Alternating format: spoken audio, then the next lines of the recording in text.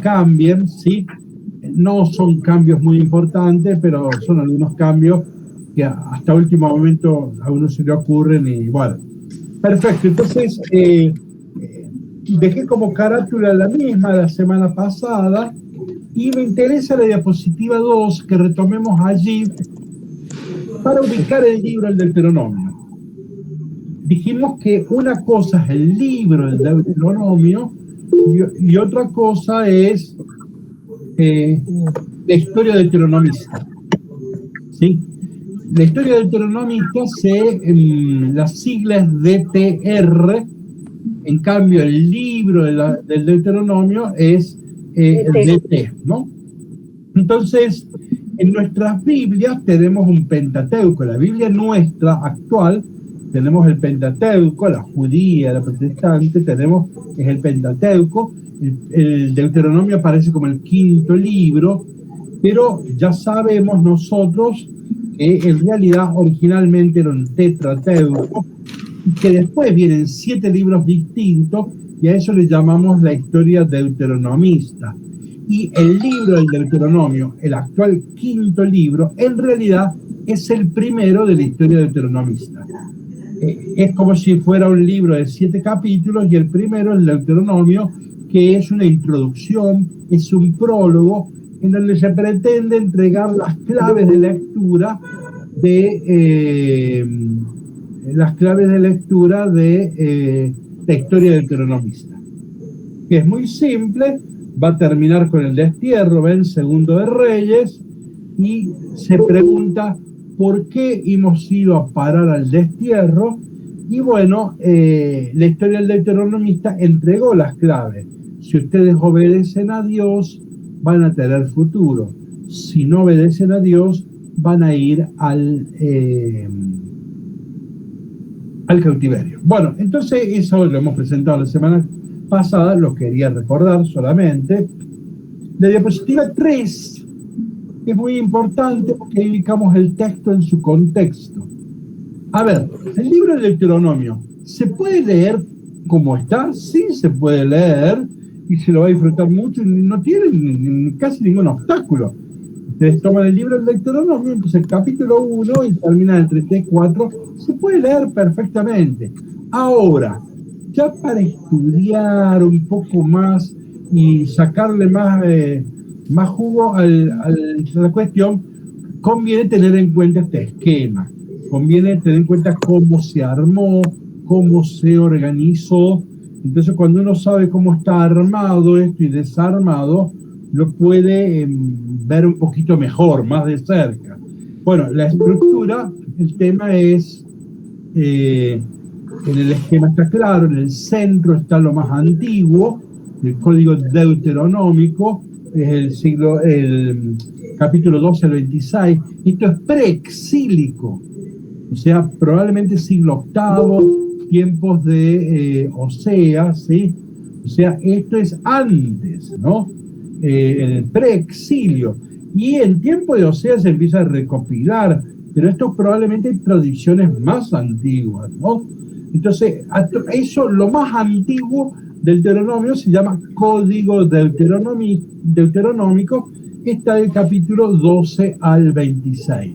Eso es lo más antiguo. Lo segundo en escribirse, ya en tiempos de el rey Josías y Ezequías, de quienes hemos hablado, ¿sí? Cuando cayó el reino del norte y todos huyeron a Judá, y en tiempos del rey Ezequías, más en concreto, en tiempos de Josías, hay una segunda redacción donde se incorporan algunos capítulos previos, 5 al 11, y algunos capítulos posteriores, 27 al 28. Esto se hace cuando cayó Samaria, el norte, y ha quedado solamente Judá en el siglo VII. ¿Sí? Bien. Y después, la última redacción, ya cuando vamos al exilio de Babilonia y cuando regresamos del exilio, post-exilio, que es el periodo de los persas, ahí vienen los últimos aportes, que es el prólogo, capítulos 1 al 4, y el cierre final 29 al 34. ¿Sí? Entonces, esta obra se ha armado en 3 momentos con 3 redacciones. Este es el mejor modo de leer la obra, pero bueno, también se puede, insisto, como está en nuestras Biblias actuales, se puede leer y se entiende, ¿sí? No. Pero bueno, este es un instrumento muy útil para precisar cosas. Bueno, la propuesta de hoy serían 2 textos, ¿sí? Miren diapositiva 4. En el primero nos vamos a plantear el problema de los pilares del Deuteronomio, ¿sí? Que es Dios, ley y pueblo. O sea, los pilares teológicos, diríamos. Hoy es la Virgen del Pilar, ¿no? Bueno, pero este no es el pilar mariano, sino el pilar teológico del Deuteronomio. Los 3 pilares es Dios, la ley y el pueblo. Para eso vamos a ver esos capítulos, esos textos que están ahí mencionados. El Deuteronomio 4, 5 al 8, ahí aparece Dios. En el 6, 4 al 9 va a aparecer la ley. Y finalmente 30, 15, 20, el pueblo de Dios. Bueno, estos 3 textos son para plantearse esta cuestión. Creo que Viviana e Isabel tienen prendido, no se dan cuenta, el micrófono. ¿Sí? ¿Se fijan? Y si se puede. Bien. Entonces, estos 3 textos es lo primero que vamos a analizar. Vamos a analizar los textos y los vamos a situar históricamente, más o menos algo que ya hemos hecho. Después, cuando terminamos esto y si hay tiempo, veremos el capítulo 8. El capítulo 8 es famoso porque ahí está la frase de Jesús. ¿Se acuerdan las tentaciones?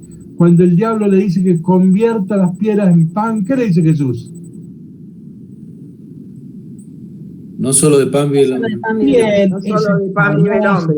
Esa famosa frase, famosísima, ¿sí?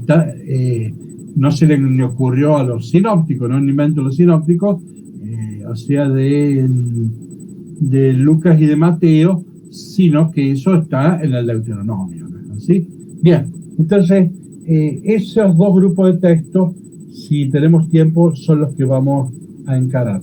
Empezamos entonces, diapositiva 5, Deuteronomio 6, 4, 9, el comienzo del Deuteronomio primitivo, ¿no? O sea que estamos hablando antes probablemente de Oseas, ¿sí?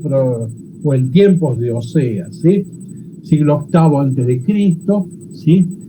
Bien, y ahí tenemos el famoso texto que los judíos le llaman el Shema.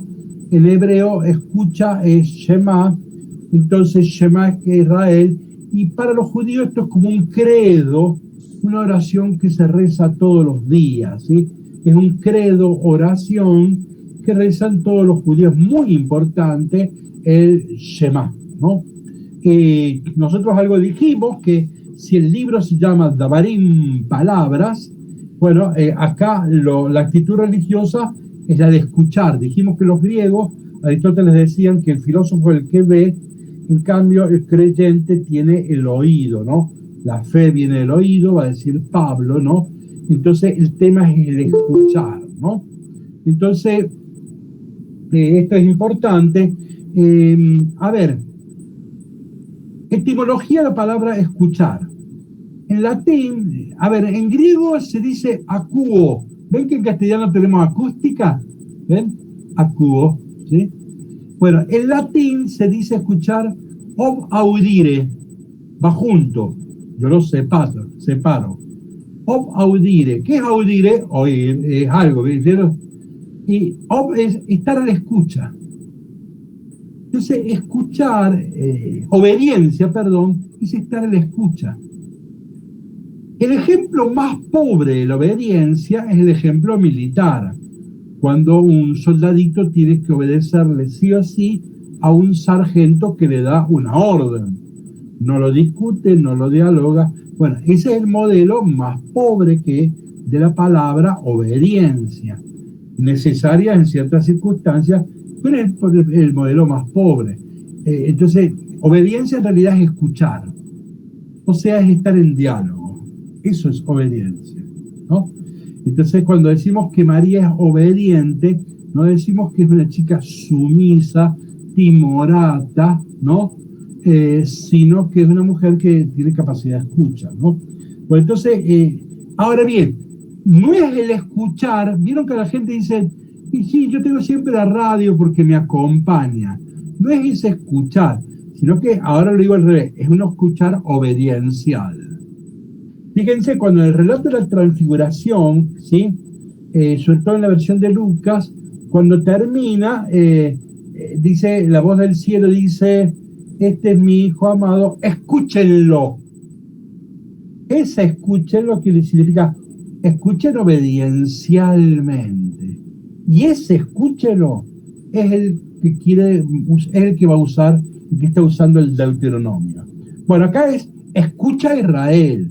Es un imperativo y es un escuchar en serio, ¿no? ¿Se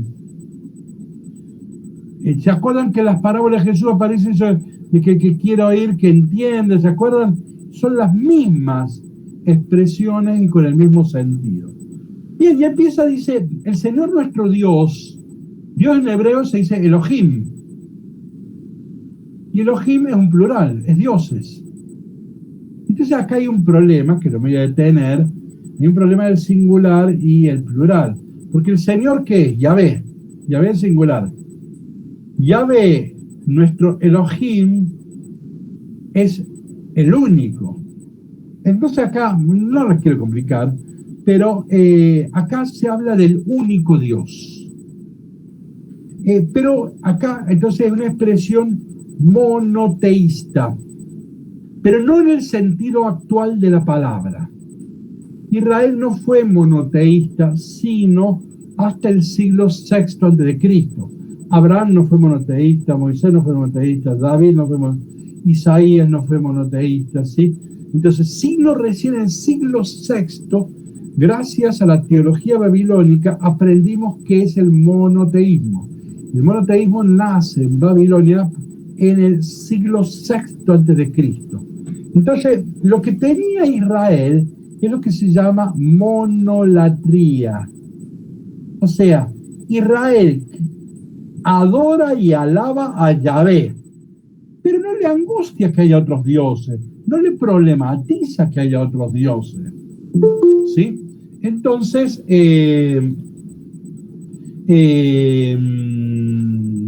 entonces la monolatría. Ahora lo voy a decir de otra forma.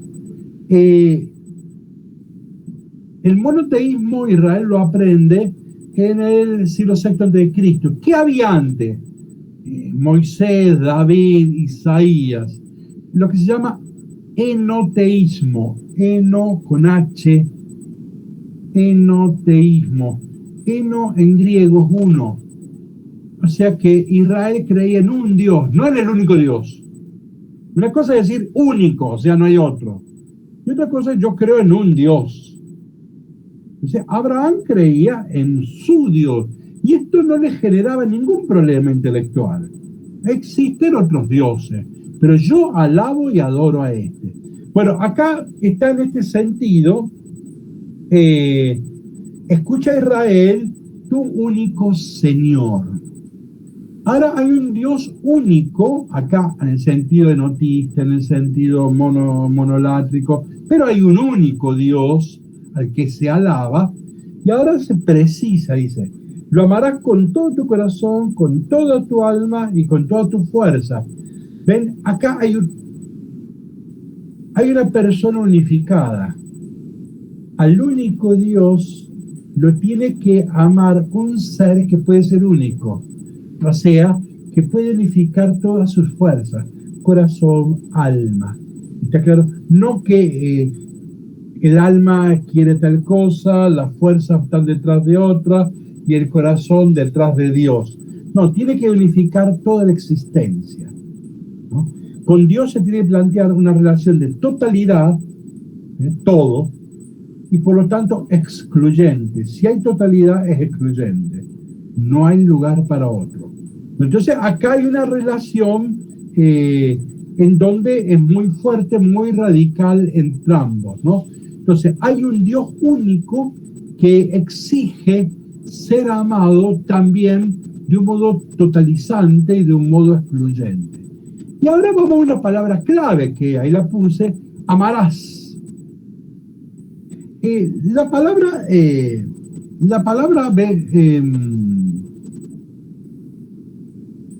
a ver, Jesús dice: les doy un mandamiento nuevo, ámense los unos a los otros, ¿sí? ¿Está bien o es un disparate? A ver, ¿se puede mandar a amar? No, el amor es un acto espontáneo, ¿no es así? Si estoy obligado a amar, no ama, está claro. Es un disparate de Jesús. Yo siempre suelo decir que Jesús sabía mucho de teología, pero de psicología no tenía idea.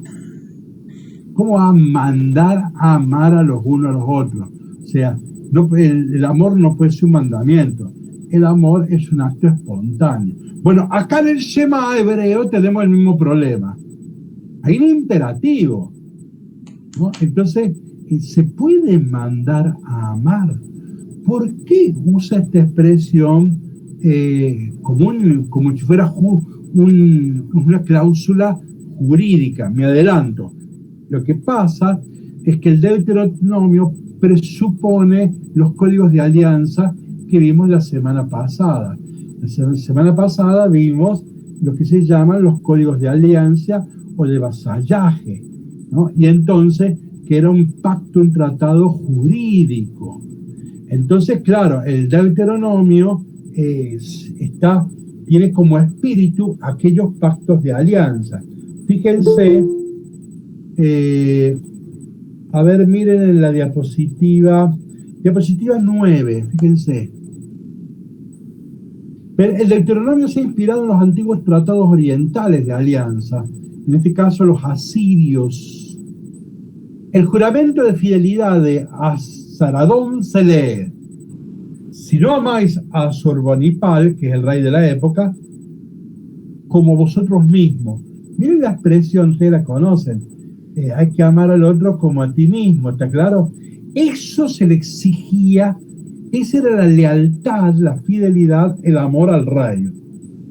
Continúa: tú no harás por Asurbanipal lo que no es bueno, sino que sin cesar le servirás de manera fiel y apropiada.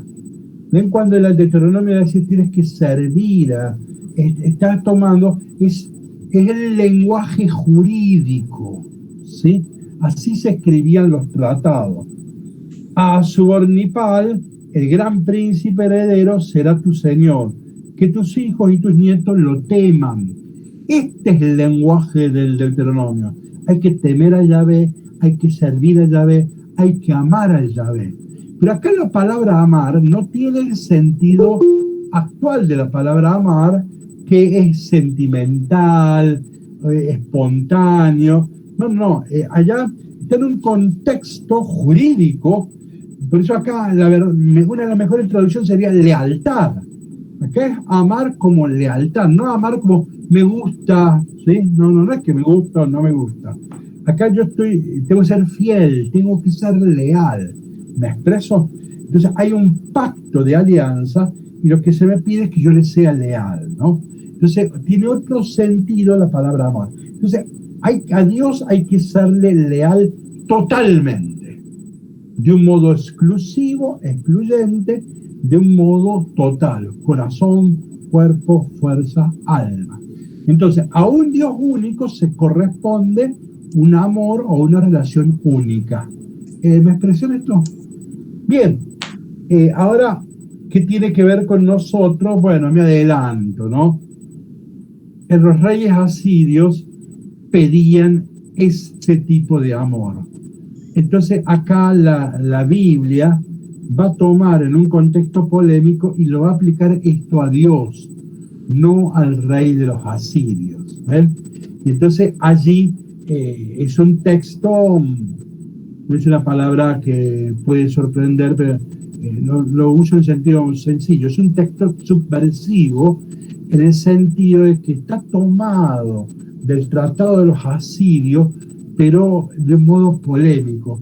Nosotros no amamos, no servimos, no somos fieles, ¿sí?, al rey de los asirios, nosotros somos fieles a Yahvé. Entonces ahí aparece el Shema como una proclama de libertad y de dignidad. Ese es el contexto.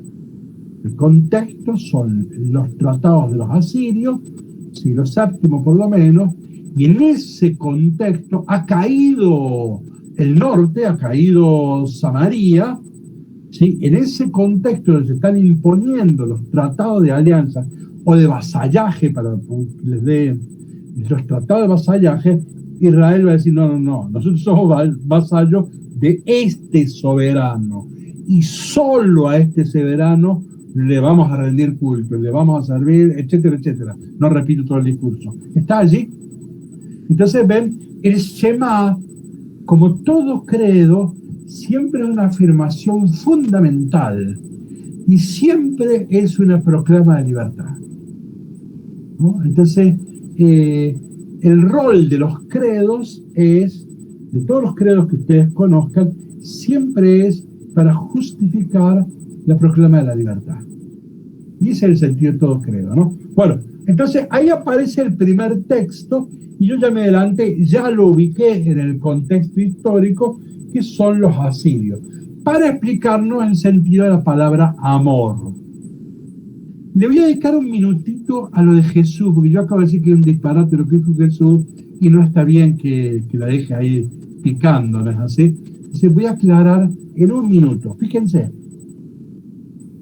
en el Evangelio de Juan dice, ámense los unos a los otros con las almas, dice, bien, en esto conociste el mandamiento, ámense los unos a los otros. Entonces, acá hay que hacer esta aclaración, es simple. En griego la palabra amor tiene 4 modos de decir. Los 3 primeros que voy a mencionar son espontáneos, afectivos. Por ejemplo, el amor, la atracción entre el varón y la mujer se llama eros. Esa es una atracción, un amor espontáneo. El amor de amistad, filos, también es espontáneo, es afectivo. El amor intrafamiliar, padres e hijos, hermanos, etcétera, en griego se dice stergo, y también son relaciones espontáneas y afectivas. Pero hay una cuarta palabra, que es ágape. La mejor traducción de ágape es solidaridad. Bueno, nosotros no somos espontáneamente solidarios. La solidaridad sí necesita de un mandamiento. Si vos querés ser cristiano... Juan Manuel. Sí, ya cierro la idea. Si querés ser cristiano, estás obligado a ser solidario. La espontaneidad no es una relación ni espontánea ni afectiva. Es una relación efectiva. Y por eso ahí sí cabe un mandamiento. Porque Jesús está diciendo, sean solidarios los unos a los otros. No está diciendo, sean simpáticos los unos a los otros. Sean cariñosos los unos con los otros. ¿Me expreso? Entonces, por eso sí, Jesús va a decir el mandamiento del amor. Para eso hay que explicarlo, ¿no? Edgardo, ¿quieres decir algo? Juan Manuel, perdón por esta pregunta. Ya que hablas del amor, ¿vos me podés decir la etimología de la palabra amor? Bueno, a ver, porque yo tengo uno. No, en castellano no. En griego sí. No, en castellano ahora que no me acuerdo, pero no sé cómo decirlo. A ver, ¿cuál sería la etimología? En castellano, ¿no? No. Perdón. Lo que pasa es que yo personalmente, y disculpen la digresión esta, yo dije, amor se divide en 2. A, negación. Muerte. Entonces la negación de la muerte. La negación de la muerte es la vida, es la plenitud. Entonces, amar es llegar a la plenitud de la vida. Bueno, no me animo a opinar, pero yo te invitaría a buscar en un diccionario etimológico. No recuerdo que sea ahí A alfa negativa, ¿no? Pero bueno, Pues te pregunto, qué sé yo. míralo de nuevo, buscar de nuevo en un diccionario etimológico, busquen en Google etimología, amor. No sé si se puede descomponer en la palabra amor como si fueran dos vocablos, a y amor, si no lo sé. Pero bueno, avancemos. Pero sí estábamos hablando en la cultura griega lo que significa amor, y en la cultura hebrea lo vamos a retomar a eso. Bueno, pero entonces estamos del el Shema, muy importante, ¿no? Entonces, por eso es una oración muy bonita para repetir, y es muy sanadora repetirla, pero hay que entenderla, ¿no? Para poderla disfrutar. Bueno, dejamos el Shema, vamos a la otra, estoy en la diapositiva 11, del 4, 5 al 8. Acá el horizonte, los voy contextualizando para después no repetir. Ya que el horizonte es... a ver.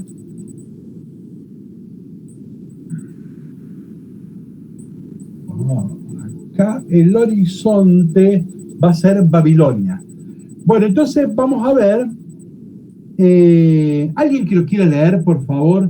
Diapositiva 12, Deuteronomio 4. Quien quiera leer, por favor, gracias.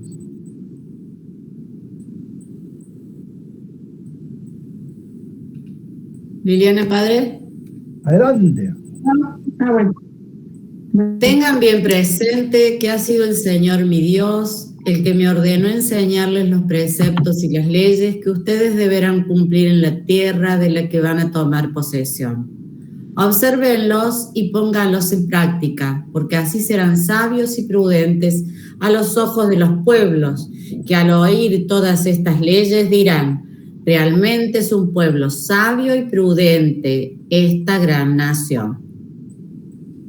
¿Existe acaso una nación tan grande que tenga sus dioses cerca de ella, como el Señor nuestro Dios está cerca de nosotros siempre que lo invocamos? ¿Y qué gran nación tiene preceptos y costumbres tan justas como esta ley que hoy promulgo en presencia de ustedes? ¿Hasta ahí o sigo? ¿Dónde llegaste? Vamos a la... A la 14 ya está en texto negro. Seguí. ¿Sigo? Las leyes deuteronómicas son calificadas de justas. No, perdón. Ya leíste el texto entero. Sí, el texto completo. Perdón, disculpen, bien. Entonces, ahora fíjense, ahora viene la explicación. Leyes justas. Miren diapositiva 14. En la Biblia, la palabra justa, justicia, sadik, se le aplican generalmente a las personas, rara vez a leyes u otras cosas. Por ejemplo, Noé es un varón justo, José es un varón justo. Entonces, acá llama la atención que aparezca en este texto bíblico la expresión: ¿qué nación tiene leyes tan justas? ¿Sí? Es algo, un vocabulario extraordinario. No es ordinario, no es propio del Antiguo Testamento, ¿no? Ahora sí, vamos a la diapositiva 15. En el código de Hammurabi sí sale esto. Recordarán, y si no después se informan en Google, el código de Hammurabi es uno de los códigos más antiguos escritos que se conservan. Es más o menos de 1800 a.C. en Babilonia. ¿Sí? Es un código famoso. La Biblia le ha fotocopiado algunas expresiones. Por ejemplo, de ahí sacamos en la Biblia lo de diente por diente, ¿se acuerdan? Ojo por ojo, la famosa ley del talión. No es un invento de Moisés, sino que es una cosa que lo tenían, está tomado del código de Hammurabi, el famoso rey de Babilonia. ¿Sí? Bien. Este es el gran código En su época fue un código progresista, un código modelo, un código ejemplar. Subrayé, en su época. Hoy en día, si nosotros leemos este código, nos va a parecer unas cosas retrógradas, pero bueno, estamos en el siglo XXI, ¿no? Estamos hablando de 1800 a.C., ¿no? Entonces, y ahí sí aparecen leyes justas. Entonces, otra vez, el Deuteronomio está incorporando expresiones, en este caso, de los tratados de vasallaje de los babilónicos. Entonces es importante ver la terminología, ¿no? Y entonces, ¿cómo aparece? Miren diapositiva 16. De la mitad para abajo. El autor de Deuteronomio compara en tono polémico las leyes justas del sabio rey de Babilonia con las leyes justas de Israel. Las está confrontando, ¿no? Entonces ellos tienen leyes justas, nosotros también tenemos leyes justas, pero ahora voy a decir que más justas. Ahora vamos a ese segundo paso. Pero lo importante era saber que la terminología, ¿de dónde viene esto de leyes justas? Bueno, ven, la semana pasada yo insistí en que los tratados de vasallaje están a la base de todo el Deuteronomio. Por lo tanto, esa terminología hay que conocerla, es una terminología jurídica, ¿sí? Bien.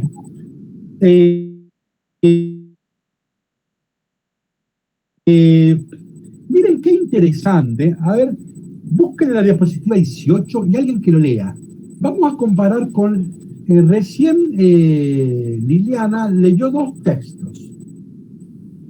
En el segundo, qué nación tan sabia, etcétera, pues lo vamos a cotejar con otro texto que está en la diapositiva 18.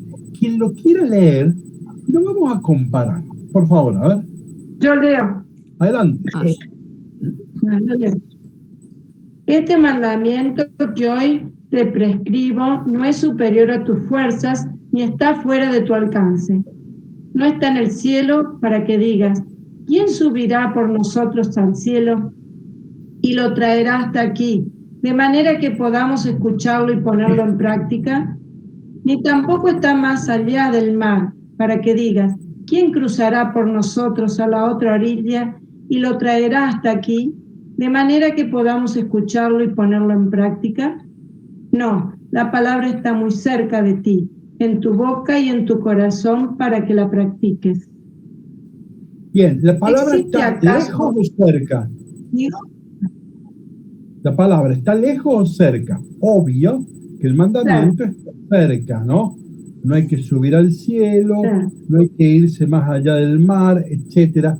La tienes ahí en tu boca para poderla practicar. Vamos a recordar, diapositiva 19, quien la quiera leer, vamos a recordar el texto anterior, lo vamos a leer de nuevo. Por favor, diapositiva 19.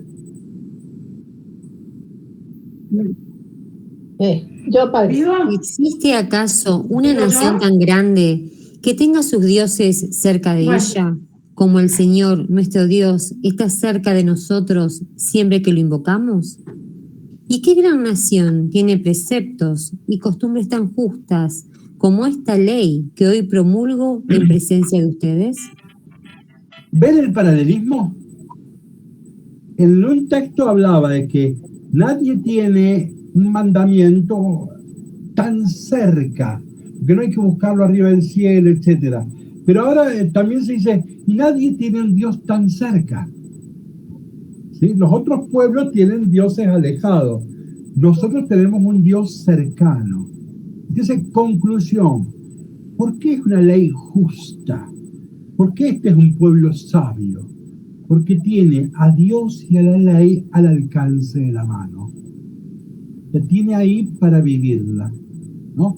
No es algo inaccesible, algo extraordinario, sino que Dios le es cercano, ¿sí? Y la palabra, la ley, le es cercana, ¿no? La tiene ahí en la boca, ¿no? Entonces, bueno, este es un pueblo sabio. Cuidado, como siempre, acá estamos cuestionando al legislador babilónico, ¿sí? Y acá estamos diciendo, no, nosotros tenemos leyes más justas que ella, y somos un pueblo más sabio y prudente que ellos. ¿Por qué? Porque nosotros tenemos a un Dios cercano y el mandamiento, la palabra de Dios es bien cercano y cualquiera de nosotros lo puede practicar y lo puede vivir. Por eso somos sabios y prudentes, por la palabra de Dios. ¿Me expresé ahí? Bueno, entonces ven, primero la primacía de Dios, segundo, a ver, acá está el resumen, miren, diapositiva 20. Deuteronomio 4, 5, 8 presenta la imagen de una gran nación. ¿Qué nación como esta? ¿Cuál es tan grande? Que tiene un Dios y leyes extraordinarios, y acá hay que agregar, pero cercanos, ¿no? Es un gran Dios, es una ley más justas, pero aquí a la mano y cercana, ¿sí? Bueno, entonces el primero es en diálogo con los asirios, el segundo es en diálogo con Babilonia. Vamos al tercer texto, que está en la diapositiva 21, ¿sí? En realidad la 22 en adelante. Bien, alguien que quiera leer puede leerlo. María Elena, Adelante. Padre, hoy pongo delante de ti la vida y la felicidad, ahí, ¿no? La muerte y la desdicha. ¿Sí? Si escuchas los mandamientos del Señor, tu Dios, que hoy te prescribo, si amas al Señor, tu Dios, y cumples sus mandamientos, sus leyes y sus preceptos, entonces vivirás, te multiplicarás, y el Señor, tu Dios, te bendecirá en la tierra donde ahora vas a entrar para tomar posesión de ella. ¿Sigo? ¿En dónde, qué diapositiva estás? Sí, en la 22. 22. Sí, continúa, 23. Pero si tu corazón se desvía y no escuchas, si te dejas arrastrar y vas a postrarte ante otros dioses para servirlos, yo les anuncio hoy que ustedes se perderán irremediablemente y no vivirán mucho tiempo en la tierra que vas a poseer después de cruzar el Jordán. Hoy tomo por testigos contra ustedes al cielo y a la tierra. Yo he puesto delante de ti la vida y la muerte, la bendición y la maldición. Elige la vida y vivirás tú y tus descendientes, con tal que ames al Señor tu Dios, escuches su voz y le seas fiel, porque de ello depende tu vida y tu larga permanencia en la tierra que el Señor juró dar a tus padres, a Abraham, a Isaac y a Jacob. Bien, acá aparece otro gran tema que es elige la vida y vivirás. Miren, vamos a hacer un paréntesis. Vamos a saltar a ver que encuentre a una diapositiva bastante. Vamos a la diapositiva 48.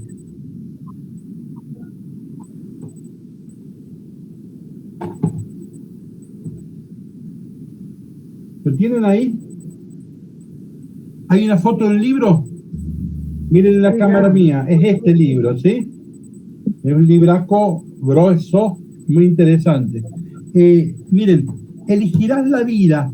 Es una periodista judía que fue a entrevistar a los sobrevivientes de los campos de concentración nazi, ¿no? Y miren el diálogo, lo transcribí, esto está tomado del prólogo.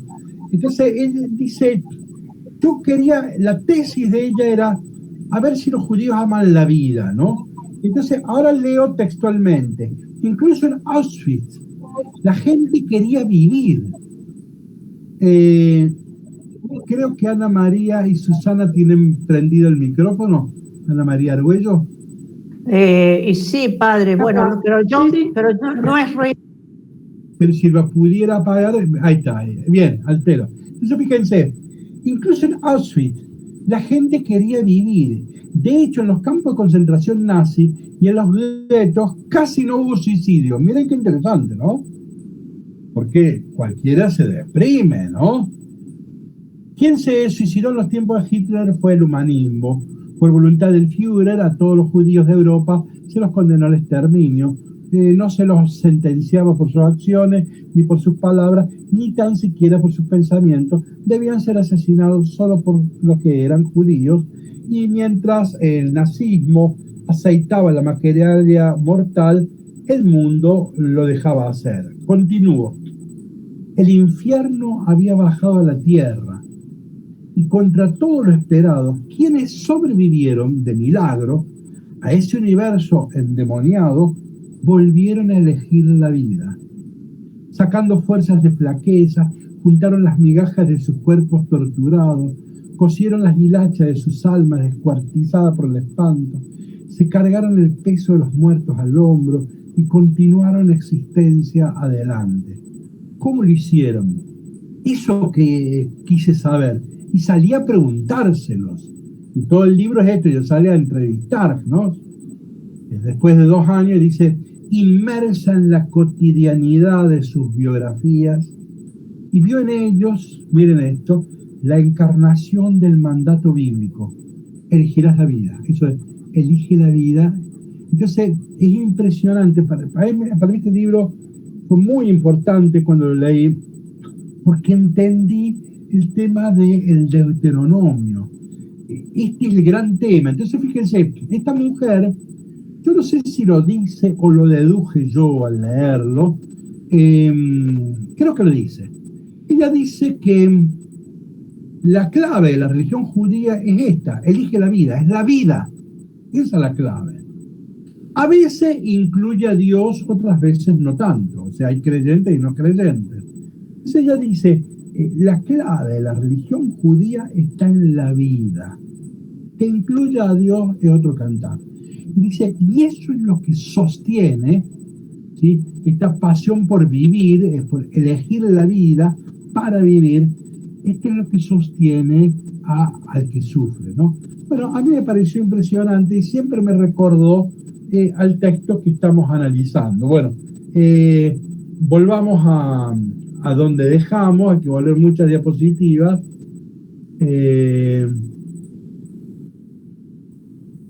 Perdón, Juan Manuel. Sí, ¿Qué diapositivas estuviste leyendo recién? Bueno, ahora ya las abandoné. No, ya sé, pero porque no las encontré. Por 49 y 50. Bueno, avancé. ¿Cómo? 49 y 50. Bien, ahí Bien, está. gracias. Pero ahora hay que regresar bastante, ¿no? A ver. ¿A cuántas? 21. Bien, gracias. No, 23. 22 y 23 de ahí. Bien, sí. Entonces vamos en realidad a la 25, ¿sí? Entonces hemos leído ya el texto, elige la vida y vivirás. El tema de la vida. Miren en la diapositiva 25, abajo, la palabra vida, en hebreo se dice, es Yahvé, eso es la misma palabra, ¿sí? Cuando se estudian las palabras, las etimologías, para conocer la raíz de una palabra, en todos los idiomas, usted tiene que tener 3 consonantes. Si tiene 3 consonantes, significa que pertenece a esa familia. Cuando se estudia etimología, ¿sí?, si tiene 3 consonantes, significa que esta palabra está vinculada con ella, pertenece a esta familia, ¿me expreso? Entonces la palabra vida se dice como Yahvé, vivir y Yahvé es lo mismo. De hecho, la mejor traducción de Yahvé es el que hace existir, es el que vive, y como es el que vive, el que está con él vive, eso es, ¿no? Entonces es el que hace existir, eso es Yahvé. Hago un paréntesis. La misma palabra se usa para Eva. Recuerdan que yo les dije que la palabra Eva no se repite nunca en la Biblia. En la Biblia, salvo la esposa de Adán, nadie se llama Eva. Nunca se repite. La única vez que aparece la palabra vida es allá en el Génesis 2. No aparece en ninguna otra parte. ¿Por qué? Porque es la misma palabra de Yahvé. Es la misma 3. Es el mismo, no me sale la palabra. Bueno, es el tronco. Entonces, ¿qué pasa? Los israelitas, por temor a que la palabra Eva designara alguna divinidad, nunca la quisieron usar. Y jamás usaron la palabra Eva. Bueno, pero lo que voy a esto. Yahvé es el que vive. Elige la vida, elige a Dios, que es el autor de la vida, y vivirás. Claro, que hay una lectura muy creyente, ¿no? Entonces, elige la vida y vivirás. Ahora, cuidado. Elegir a Dios significa serle fiel. Vamos a la diapositiva 26. Otra vez, el lenguaje de la alianza. ¿Cuáles son los requisitos? Amar a Dios, a Yahvé, en el sentido que dijimos, seguir sus caminos, guardar sus preceptos, mandatos y decretos, amar a Yahvé, escuchar su voz, apegarse a Él. Claro, usted elija la vida y vivirá, pero cuidado, en la medida que sea fiel a la palabra de Dios. ¿Está? Entonces acá, como estaba en el Deuteronomio, recuerden que en el sacerdotal la salvación es un don, en el Deuteronomio es tarea, hay que renovar la alianza permanentemente, entonces hay que ser fiel, hay que ser responsable. En el Deuteronomio la fidelidad es una cuestión muy importante. Todos los días hay que rehacer la alianza, ¿no?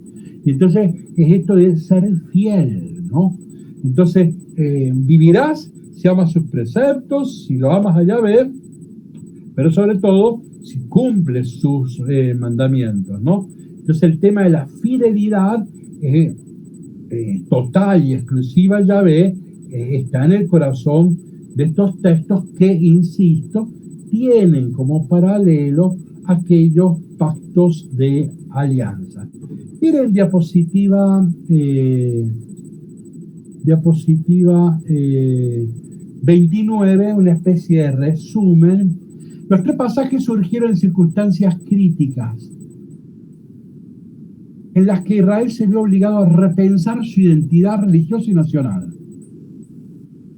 El Deuteronomio 6, 4 al 5, el Shema se escribió en Judá, en tiempos que está gobernando Asiria, ya ha destruido a Israel. Todavía queda Judá, pero ya es vasallo, ¿eh? Entonces, y acá la polémica, el único Dios es con los asirios. El segundo texto lo vimos que es en Babilonia, de las leyes justos, la sabiduría, Hammurabi. Y nosotros somos más sabios y prudentes porque Dios y su palabra están cerca nuestro, están en el corazón, ¿sí? Y el tercero, ya el tema de la vida, viene con el tema del período de los persas, ¿sí? Entonces, elige la vida y vivirás. Recordando que Yahvé es el que vive, Él es la vida, ¿no? Entonces, bien, lo que viene lo podemos sortear porque yo rápidamente ubiqué estos textos en sus contextos, sin entrar en detalle. Ustedes ahí van en el apunte, van a encontrar más detalle, pero de la diapositiva 30 en adelante vamos a omitir hasta donde les señale, ¿sí? Porque lo único que hago en esta parte es ubicar estos tres textos, en estas tres circunstancias. Pero ya les dije rápido y es suficiente para entender el texto. No obstante, en el apunte hay más información. Entonces vamos a omitir la 30, 31, ¿sí? Vamos a avanzar bastante, ¿sí? Vamos a avanzar bastante hasta que vamos a llegar al otro texto que quería, diapositiva 58, que es Deuteronomio 8. ¿La tienen? Diapositiva 8, Deuteronomio 8, Yahvé, fuente de vida. A mí me parece un texto. Las feministas han instalado una expresión, un texto bonito. Claro, como son fem, al varón no le sale naturalmente un texto bonito, ¿no? Bueno, entonces las feministas, pero este realmente es un texto bonito. Bueno, entonces es un texto que tiene tres partes. No nos vamos a meter en detalles, pero ustedes saben que estos textos se han ido formulando y reformulando, se han ido construyendo, se han ido armando Entonces son textos muy complejos, no digo complicados, digo complejos, ¿sí? Entonces, en este caso, para la interpretación, el texto está muy desmembrado. Si ustedes lo leen en la lectura lineal, no captarían todos los detalles. Nosotros, para captar estos detalles, ha sido necesario desarmar los textos, ¿sí? ¿Se acuerdan que el texto venía de tejido, sí? Miren las manitas, a ver, es un tejido, ¿no? Entonces acá sí tenemos que ver la línea de cada texto para descubrirlo, para valorarlo. En este caso sí, hay que desarmar bastante. Vamos a hacerle caso a los estudiosos y vamos a seguir ese camino, ¿no? Bien, entonces hay un primer punto, diapositiva 59, un primer poema, si ustedes quieren. Alabarás a Yahvé tu Dios.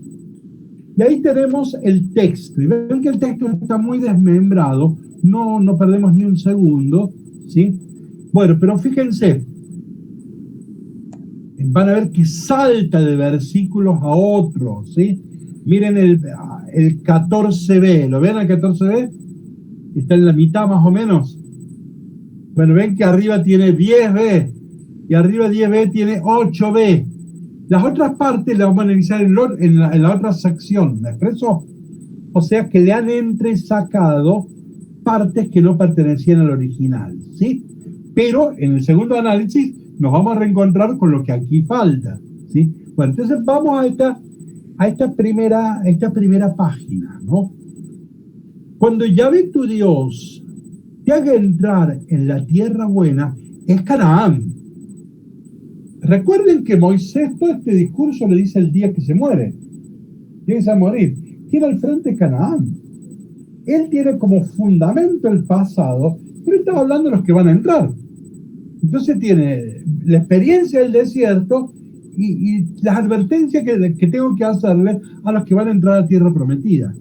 Cuando Yahvé tu Dios te haga entrar en la tierra buena, eso es Canaán, tierra de torrentes de agua, que es la que emana leche y miel, de fuentes y manantiales, que saltan los manantiales en el valle y en el monte.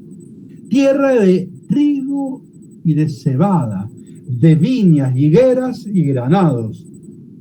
Tierra de olivares y de miel. Evidentemente que acá el personaje literario de la tierra es la tierra prometida, es la tierra que emana leche y miel. Estás por entrar allí. Cuando vas a entrar, miren ahora qué pone en el centro. Bendecirás a Yahvé tu Dios, ¿no? Lo primero le dice, cuando entres, tenés que alabar a Dios. Tenés que bendecir a Dios. Tenés que agradecer a Dios. Están muy buenos. Pero ahora, compara con lo que ha pasado para que revalorices el futuro. Bendeciré a tu Dios, ¿por qué? Que te hizo salir de la tierra de Egipto, de otra tierra de Egipto. Nosotros sabemos todo lo que eso significa. Que te hizo recorrer un desierto grande y terrible. Allí era tierra buena, esta es tierra terrible. Con serpientes abrasadoras y escorpiones. Allá no, allá había pan, cebada, trigo, ¿sí? En cambio acá son todas cosas negativas. Las serpientes abrasadoras, ¿se acuerdan las de Moisés que levantó, ¿sí? El número, serpientes abrasadoras y escorpiones. Un sequedad carente de agua. Allá en la tierra prometida hay torrentes de agua, ¿no? El contraste es muy claro de la tierra Canaán a la tierra de Egipto, que es desértica, ¿no? ¿Qué hizo salir para ti agua de una roca pedernal, de la piedra? ¿Se acuerdan que ese fue el pecado de Moisés? ¿Se acuerdan? Bueno, que te alimentó con maná en el desierto, porque no había pan, no había trigo. Bueno, ¿ven? Hay un contraste muy fuerte. Entonces, vos ahora vas a entrar a una tierra maravillosa. Pero cuidado, lo primero es alabar a Dios, es bendecir a Dios. Y le recuerda por qué va a bendecir. Y le recuerda la experiencia del desierto. Le recuerda la experiencia del éxodo. Porque Dios te ha liberado de Egipto y acá te va a dar un montón de bienes muy concretos, ¿sí? Bueno, el texto del poema es claro, es muy interesante. Yo creo que lo comenté, sé que no habría mucho. A ver, diapositiva 68, ¿ven? Primero, la tierra de Canaán como lugar de entrada, futuro. La tierra de Egipto como lugar de salida, pasado. La tierra desértica como lugar de paso. El centro es la salida de Egipto, que es la salida de Egipto y la invitación a alabar a Yahvé, ¿no? Bueno, que los he comentado estas cosas, así que podemos omitir.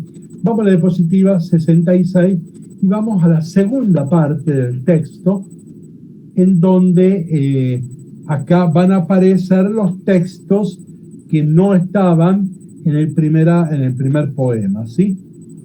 Diapositiva 67. ¿Alguien que quiera leer, por favor? Diapositiva 67. Amanda, Juan Manuel. Adelante. Pero ten cuidado, esa es, ¿no? No, 67. Sí. ¿Así empieza? No, un país donde comerás pan. Entonces, espera. Un país donde comerás pan en abundancia y donde nada te faltará, donde las piedras son de hierro y de cuyas montañas extraerás cobre. Allí comerás hasta saciarte y bendecirás al Señor tu Dios por la tierra fértil que Él te dio. Otra vez, vas a enterrar una tierra maravillosa. Lo primero es bendecir a tu Dios. Miren, acá el verbo saciarte es importante. Ya me está planteando todo un problema, ¿no? ¿Qué pasa con los satisfechos? Y se pueden olvidar de Dios, los satisfechos, ¿no? Entonces, acá ya está planteado el problema. Seguimos, Amanda. Pero ten cuidado, no olvides al Señor tu Dios, y cuando comas hasta saciarte, cuando construyas casas confortables y vivas en ellas, cuando se multipliquen tus vacas y tus ovejas, cuando tengas plata y oro en abundancia y se acrecienten todas tus riquezas, no te vuelvas arrogante. No pienses... Ahora viene el arrogante. A ver, ¿qué piensa un arrogante? Siga, Amanda. No pienses entonces, mi propia fuerza y el poder de mi brazo me han alcanzado esta prosperidad. Acuérdate del Señor tu Dios, porque Él te da la fuerza necesaria para que alcances esa prosperidad a fin de confirmar la alianza que juró a tus padres, como de hecho hoy sucede.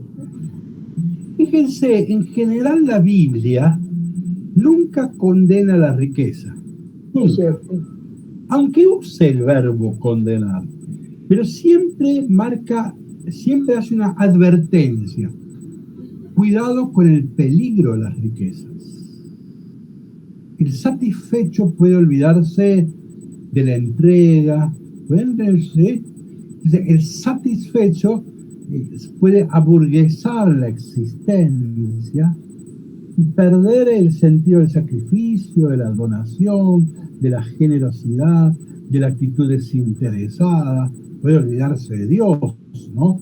Entonces, en la Biblia en general no hay una condena a la riqueza, pero sí hay una fuerte advertencia, y esta es la línea de Lucas, ¿no? Hay una fuerte advertencia sobre el peligro de las riquezas. ¿Fueron a misa el domingo?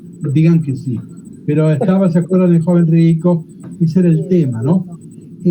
La persona que vive de la riqueza es la persona más torpe que hay.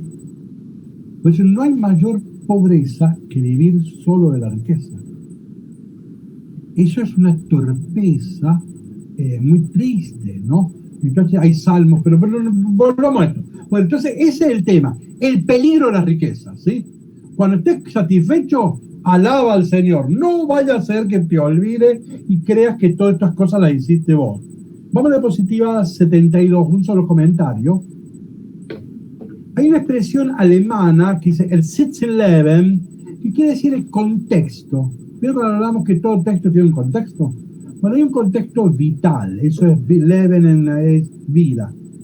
El contexto de este texto refleja una época de prosperidad. Ven que está satisfecho. Probablemente remite a un contexto cultural. Miren ahí, Sitzin cultus, ¿ven? Probablemente hay que imaginar cuando el pueblo de Dios iba a una fiesta agraria, la Pascua, casi todas las fiestas judías eran fiestas agrarias. Entonces, y llevaban sus bienes. Probablemente este texto se usaba para esas reuniones cultuales donde la gente llevaba sus ofrendas. Entonces se les recordaba, mire, ahora que vas a llevar la ofrenda, cuidado, vos que tenés bienes, no caigas en la tentación, ¿no? Bueno, vamos al tercer texto, diapositiva 73, y esta es la de Jesús, ¿no? No solo de pan vive el hombre, ¿no?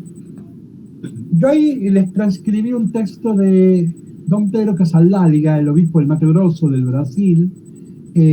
Ustedes disculpen, yo lo retoqué. Yo las suelo publicar en Facebook, pero aquellas frases o palabras que yo no entiendo, yo las borro. Total, ya está muerto, no me va a pegar el Don Pedro Casaldáliga, pero yo la hago con respeto, pero como yo palabras que no entiendo la borro.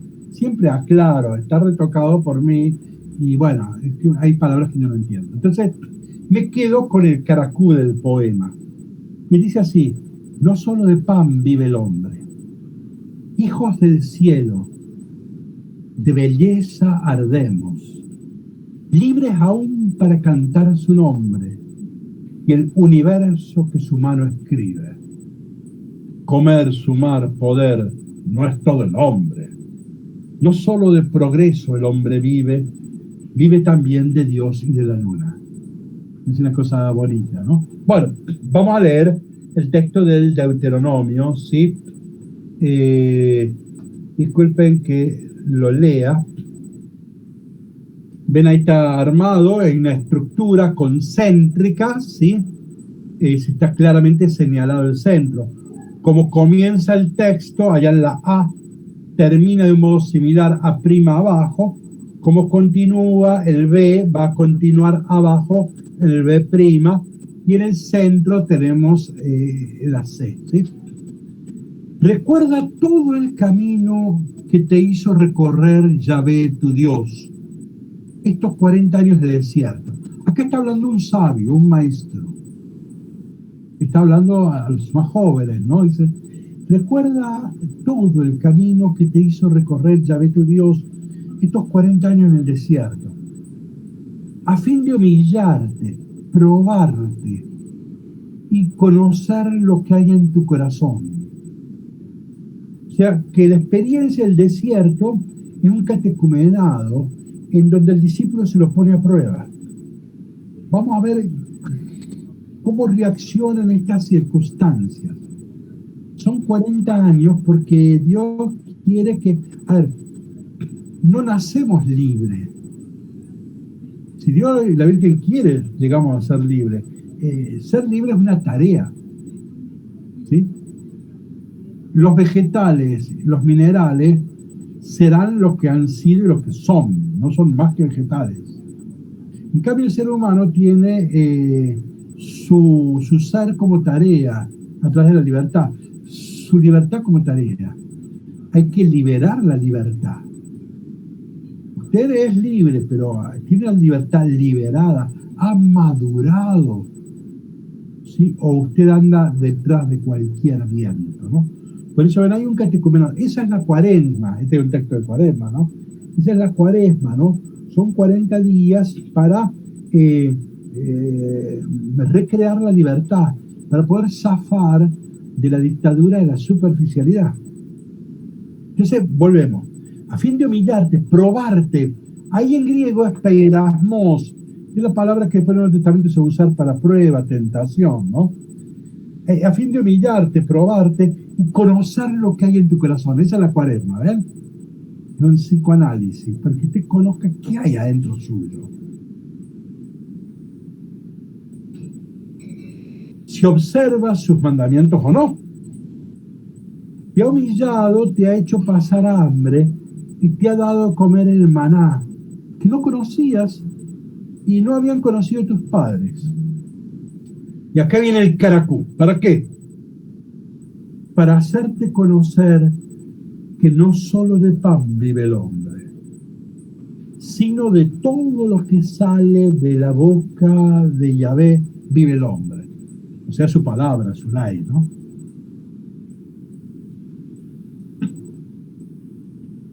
Pero también, fíjate, Dios ha tenido la gran providencia de enseñarme que el hombre no solo vive de pan, también ha tenido las providencias menores. Tus vestidos no se han envejecido sobre ti y tus pies no se han hinchado durante estos 40 años. Reconoce en tu corazón que, como corrige un padre a su hijo, la pedagogía, ¿no? Reconoce en tu corazón que, como corrige un padre a su hijo, Yahvé tu Dios te corrige, y observa los mandamientos de Yahvé tu Dios, recorriendo sus caminos y temiéndole. Es un texto muy solemne, ¿no? A ver, vamos a leer las notas, las voy a leer literalmente, ¿sí? Estoy en la diapositiva 76. Prestemos atención, dice: el camino del desierto es tiempo de prueba y de enseñanza. Atente a lo que viene. Te hizo recorrer un camino, el del desierto, para que aprendas a recorrer otro camino, el de los mandamientos de Dios. Es que los mandamientos son los mojones de un camino, son las pistas de un camino, ¿no? Entonces, Dios no entrega mapas, entrega pistas. Pero miren qué interesante. Te hizo recorrer un camino, el del desierto. Esa es la recorrida física material. Pero para que aprendas a recorrer otro camino, ley también se traduce por, la Torah se traduce por camino. Para que aprendas a recorrer otro camino, el de los mandamientos de Dios. Brillante. Continúa. El centro está en el 3b, que dice: para hacerte conocer. Es un conocimiento profundo, el reconocimiento de que no solo de pan vive el hombre, sino de todo lo que sale de la boca de Yahvé vive el hombre. Este es el verdadero centro de este poema.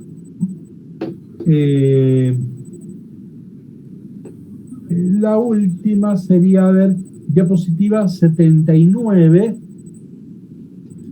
Abajo de todo, ven, Dios que creó por su palabra, el Dios creador, salva mediante su palabra. El Éxodo, ¿sí? En esa línea, ¿no? A ver, lo último, no es lo último, lo penúltimo, está en la diapositiva 80. Hay un salto cualitativo, miren, del camino del desierto a los caminos de Dios, ¿ven? Salto cualitativo. Pasar del camino del desierto a los caminos de Dios. Miren ahora, del conocimiento del maná, del que depende la vida del pueblo en el desierto, al reconocimiento de que ahora la vida de Israel depende de la palabra de Dios. Bueno, el último texto de este capítulo 8, ¿sí? Un intento de síntesis. Ven la diapositiva 81, dice: integración de las tres unidades e incorporar los marcos externos. Bueno, trata de recoger dos temas centrales que ya lo hemos visto. Es lo que es un cierre, una especie de conclusión. Diapositiva 82, quien quiera leer diapositiva 82 y 83, por favor.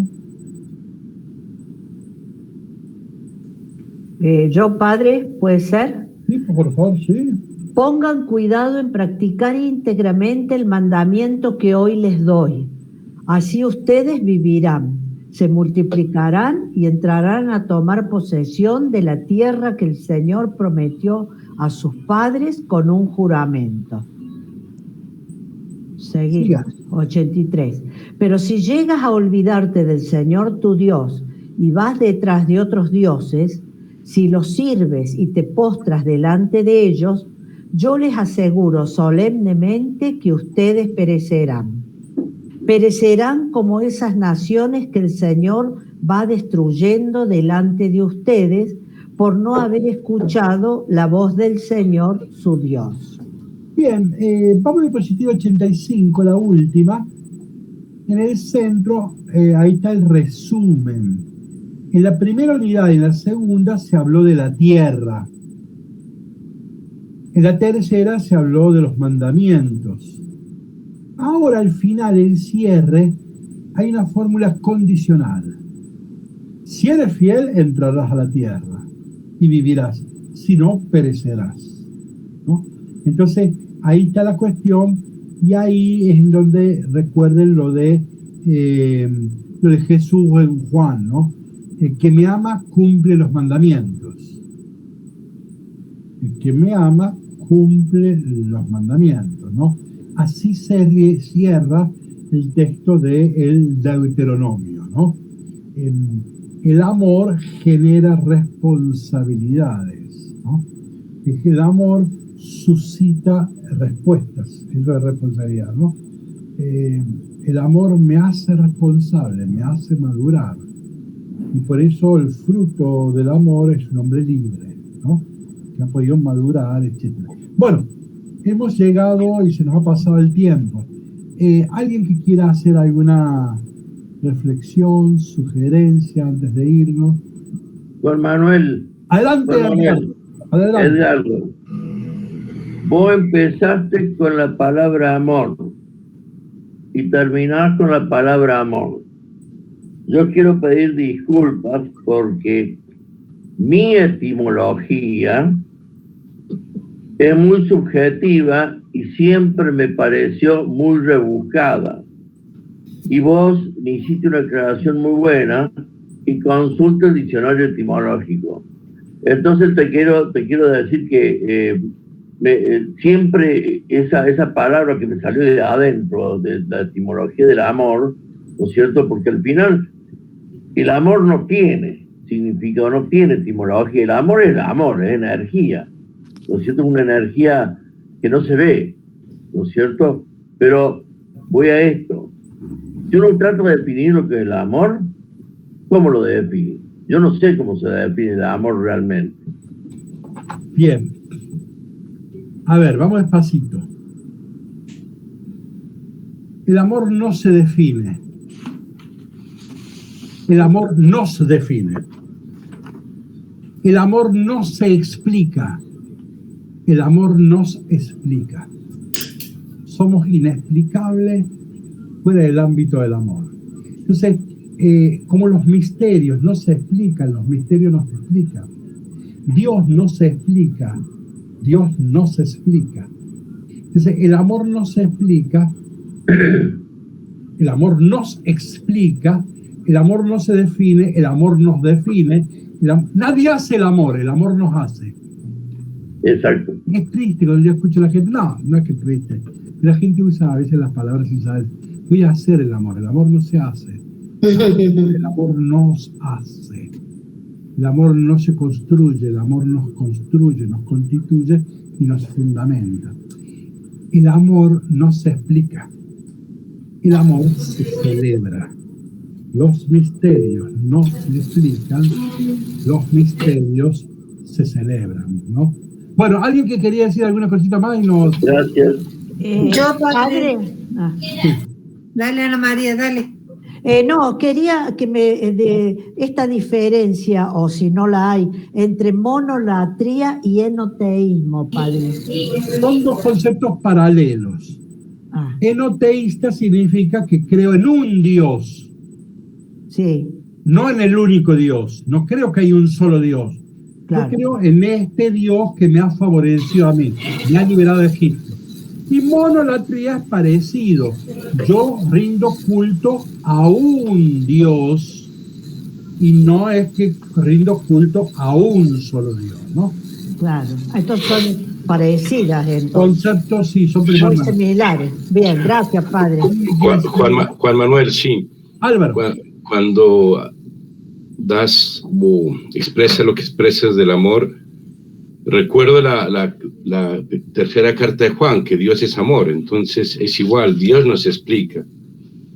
Dios no es un concepto, nos explica. Dios nos explica, no sé si me entienden, pero Dios se celebra, Dios es vida. No son meros conceptos, y que incluso conceptos y doctrinas que a veces ha llevado al ser humano a guerras a causa de Dios, que sería la contradicción más profunda. Bien, digo una palabrita nomás. Ahí, la primera carta de Juan, 4:8, dice, Dios es amor, pero usa la palabra ágape. No usa eros, ni filos, ni estergo. Dios es ágape, ¿no? Y esta palabra casi la inventa el cristianismo. Voy a hacer una breve aclaración. Para la cultura greco-latina había dioses para todos. Uno de ellos era Eros, era el dios del amor. Era un dios más entre los dioses. Y era, vamos a una palabra moderna que te decimos, muy carnal, ¿está claro? ¿Vieron cómo esos adolescentes muy enamoradizos? Eso era Eros. Por eso andaba con una flechita y andaba enamorando gente. Entonces era como un Don Juan Tirso de Molina, ¿se acuerdan? Bueno, entonces era Eros, la connotación era muy sexual. Entonces el cristianismo no quería decir que con Dios tenemos relaciones sexuales. Ven que era confuso.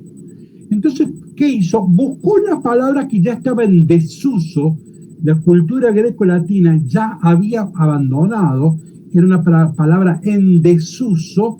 Entonces buscó esa palabra, ágape, y la empieza a aplicar a Dios. Para decir, es Dios, pero no en el sentido humano y mundano. Y el mismo problema tenemos en hebreo. La palabra amor en hebreo tiene altísimas connotaciones sexuales.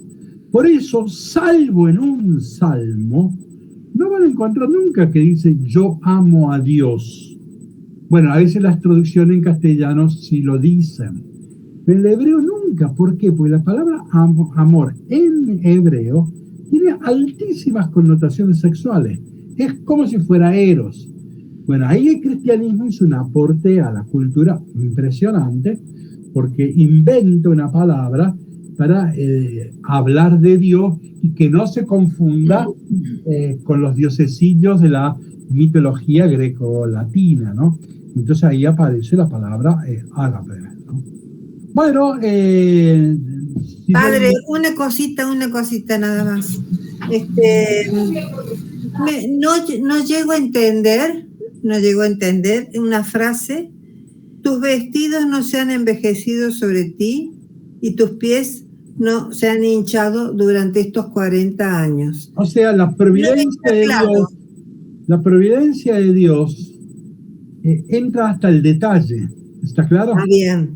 Entonces, ha cuidado de la vestimenta, la sandalia, porque hay que caminar al desierto, si lo hubiera roto la sandalia, ¿no? Bárbaro. La providencia, hay una delicadeza en la providencia de Dios. No solo le preocupa que vos atiendas a la palabra, hay una actitud espiritual trascendente, sino que hay una providencia del detalle menor, cotidiano, y tuvo en cuenta tu vestido, tu sandalia, ¿no? Qué lindo, gracias. Bueno, profundo eso, yo tampoco lo había entendido, así que bueno, si Dios quiere nos despedimos, entonces si Dios quiere perdón, una aclaración más y cierro. Edgardo, adelante. Mira, yo te voy a decir una cosa. Cuando queremos hablar del amor, no lo podemos, digamos, la etapa del ser humano que estamos viviendo, que son millones de años, no ha podido definirla. ¿Por qué no pudo definirla? Porque evidentemente el desarrollo hasta ahora de nosotros es muy infra. Cuando pasen muchos años más de evolución espiritual, ahí creo yo, humildemente lo digo, que ahí sí vamos a llegar, no a definir el amor, ni hacer el amor. Vamos a llegar a conocer y vivir el amor como corresponde, sin guerras, sin todos los problemas que tenemos, pacíficamente. Yo creo que es más o menos eso la cosa. Bueno, perfecto. Miren que, perdón, como Edgardo es abogado, le voy a recordar algo. ¿Cuál es el problema del código y de la legislación matrimonial? Que no hay una definición de amor. Entonces, el legislador está legislando cosas en torno al amor. ¿Está claro en esto? Más que nada sus derechos, sus deberes, pero es un problema. La Iglesia Católica lo tuvo cuando tuvo que reformular el código de la Iglesia Católica ya en 1950 más o menos, en donde la Iglesia vio que no teníamos una definición lograda del amor, ¿no? Y por lo tanto era difícil ponerse a legislar sobre algo que no la teníamos, no sabíamos dónde comienza y termina, ¿no? Bueno, che, que tengan una linda semana. Gracias, gracias. Gracias. Chao, Igual, muchas gracias. Saludos. Gracias. Luego.